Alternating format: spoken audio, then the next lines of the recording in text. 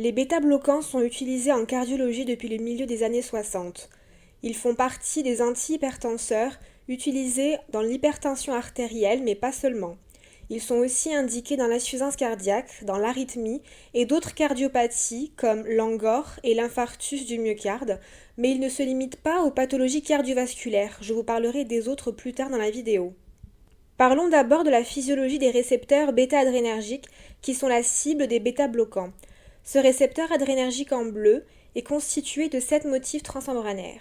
Il est lié à une protéine G à travers laquelle il stimule l'adénylate cyclase qui transforme après stimulation l'ATP en AMPC pour ensuite transduire le signal. Les agonistes ou activateurs des récepteurs bêta-adrénergiques sont par exemple l'adrénaline, la noradrénaline, la dopamine, la dobutamine et le salbutamol. Le récepteur bêta n'est pas la cible principale de ces molécules, ce qui est à l'origine des effets indésirables qu'ils peuvent provoquer. L'AMPC, obtenu par transformation de l'ATP, est un second messager qui va activer la pKa ou protéine kinase A. Et cette protéine va phosphoryler plusieurs protéines différentes et cela explique la diversité des effets des bêta-bloquants et leurs multiples indications. Il existe 3 types de récepteurs bêta-adrénergiques. Les récepteurs bêta 1 situés au niveau du cœur et de l'appareil juxtaglomérulaire des reins. Ensuite les récepteurs bêta 2 situés dans les vaisseaux sanguins et les poumons. Il existe aussi les bêta 3 qui sont situés dans les adipocytes et qui après stimulation augmentent la lipolyse, mais là je vais seulement me concentrer sur les bêta 1 et les bêta 2.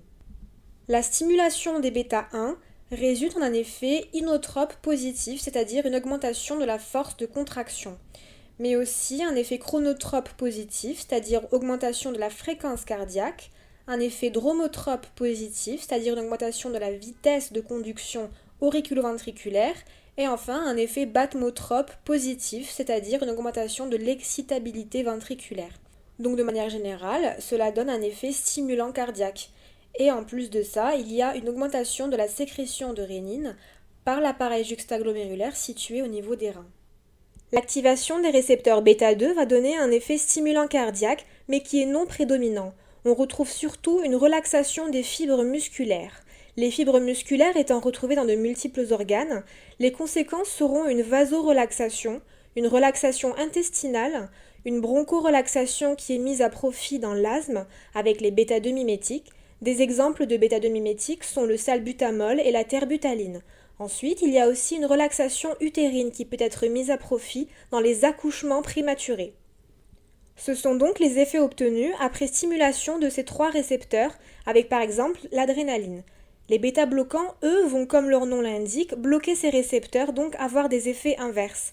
Les bêta-bloquants sont une classe majeure, très utilisée, d'un grand intérêt thérapeutique dans le domaine cardiovasculaire. Ce sont des antagonistes compétitifs des catécholamines, qui sont, comme dit précédemment, l'adrénaline et la noradrénaline. Seul l'isomère lévogir détient l'activité bêta-bloquante. Ces médicaments n'agissent pas uniquement sur les récepteurs bêta, ils peuvent aussi être alpha-bloquants comme c'est le cas du labétolol, qui est utilisé chez la femme enceinte car il est moins puissant que les autres bêta-bloquants. On classe les bêta-bloquants en 2 groupes, les cardiosélectifs et les non-cardiosélectifs. Au sein de ces 2 classes, il y a soit ceux avec une ASI et ceux sans ASI, je développerai l'ASI plus tard. En ce qui concerne la sélectivité, les bêta-bloquants cardiosélectifs sont tout simplement sélectifs des récepteurs bêta 1, c'est-à-dire qu'ils n'agissent que sur ce type de récepteur adrénergique. Cela permet d'éviter les effets indésirables liés aux récepteurs bêta 2. Ils vont permettre de diminuer le travail cardiaque et la consommation en oxygène par le cœur, ce qui se traduit en des effets inotropes négatifs, chronotropes négatifs, dromotropes et bathmotropes négatifs.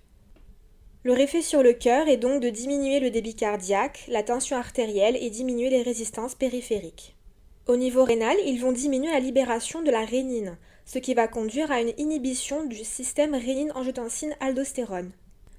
Dans ce système, le foie va synthétiser l'angiotensinogène, qui sera transformé en angiotensine 1, et la rénine va transformer cette angiotensine en angiotensine 2, qui donnera l'aldostérone. Les effets de l'aldostérone sont la rétention hydrosodée, l'augmentation de la volémie et donc l'hypotension qui seront empêchées par les bêta-bloquants. Les non cardiosélectifs vont, eux, bloquer les récepteurs bêta 1 et bêta 2. Ils donneront donc beaucoup d'effets indésirables liés à ce blocage des récepteurs bêta 2, à savoir un effet hypoglycémiant. D'ailleurs, ils favorisent l'hypoglycémie chez les diabétiques et masquent les signes adrénergiques d'alerte d'une hypoglycémie comme l'anxiété, la sueur, les palpitations et les tremblements. D'autres effets indésirables sont la vasoconstriction, un syndrome de Raynaud, une bronchoconstriction. C'est pourquoi ils sont contre-indiqués chez les asthmatiques et les personnes avec une BPCO. Mais aussi une diminution de la pression intraoculaire, ce qui est mis à profit dans le traitement du glaucome. Les bêta-bloquants présentent plusieurs indications, comme l'hypertension artérielle où ils agissent en tant qu'antihypertenseurs. Ils sont indiqués dans l'insuffisance cardiaque, dans l'angor et aussi en tant qu'antiarythmiques. Les bêta-bloquants font partie de la classe 2 des antiarythmiques, sauf le sotalol, qui fait partie de la classe 3 avec l'amiodarone. Dans la migraine, le bêta-bloquant utilisé est le propranolol en traitement de fond. Ils sont aussi utilisés dans le glaucome où le timolol permet de réduire la pression intraoculaire. On retrouve aussi les tremblements essentiels et l'hyperthyroïdie comme indication. Dans l'asthme par contre, ce sont les bêta-2 mimétiques que l'on utilise, c'est-à-dire des agonistes des récepteurs bêta qui agissent de manière opposée aux bêta-bloquants, qui sont donc contre-indiqués dans l'asthme et la BPCO. Voilà, merci d'avoir regardé, j'espère que vous avez apprécié. Donc laissez un petit pouce bleu et n'hésitez pas à vous abonner.